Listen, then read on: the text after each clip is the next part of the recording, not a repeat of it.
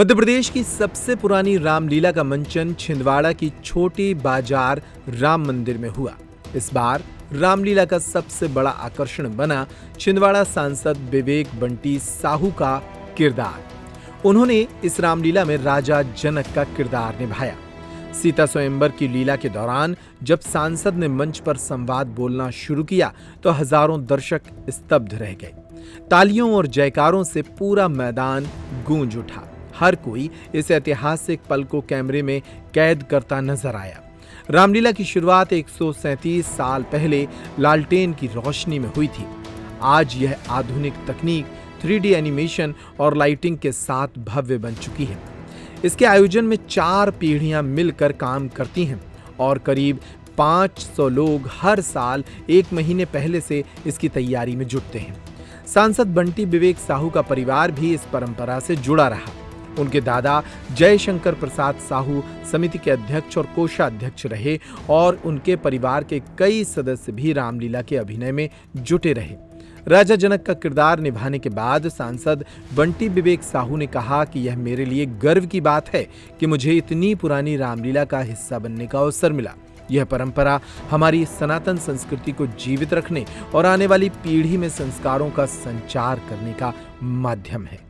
प्रभु लीला हजारों वर्षों से होते आ रही है। यह हमारी संस्कृति का एक प्रमुख हिस्सा है। छिंदवाड़े की हमारी रामलीला भी ऐतिहासिक है। निर्विवाद रूप से लगातार 137 वर्षों से रामलीला का आयोजन हो रहा है। चौथी पीढ़ी के रूप में मुझे इसमें रामलीला परिवार जोड़ने का अवसर मिला। मेरे परदादाजी, दादाजी, पिताजी और मैं इस वर्ष, पिछले वर्ष मेरे बेटे ने भी अभिनय किया था। तो ये सौभाग्यशाली है, प्रभु कृपा हुई, भगवान राम की कृपा हुई और आज राजा जनक का मुझे अभिनय करने का मुझे इसमें अवसर मिला। राजा जनक जी का ही रोल क्यों चुना आपने? देखिए, ये तो डायरेक्टर ने तय किया था कि मुझे क्या करना है। बस मेरे मन में था कि मुझे कुछ करना है, लेकिन भाग्यशाली हूँ कि माँ सीता के पिताजी का अभिनय करने का अवसर मिला है।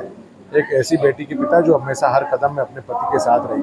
पति ने जो संकल्प लिया या पति को अपने माता पिता से जो आदेश मिला उसे पूरा करने में अपने पति के साथ रहने वाली मेरी बेटी के रूप में उसके पिताजी का अभिनय करने का मुझे अवसर मिला है। अपने आप को भाग्यशाली मानता हूँ। इस रामलीला मंच के माध्यम से क्या संदेश दिया? देखिए, इस रामलीला मंच से मेरा एक ही संदेश है, अगर हमारा धर्म है तो ही हमारा अस्तित्व है। धर्म के बगैर हमारा कोई अस्तित्व नहीं है।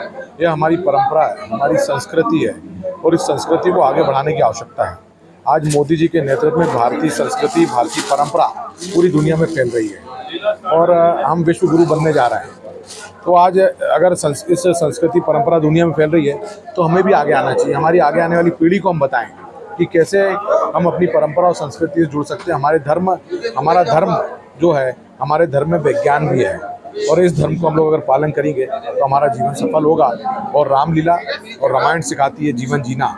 कैसे भगवान राम, आदर्शवादी राम, मर्यादा पुरुषोत्तम राम, अगर हमने राम को अपने जीवन में उतार लिए तो हमारा जीवन धन्य है। किसको देख के आपके मन में आया कि रामलीला में मंचन करना चाहिए?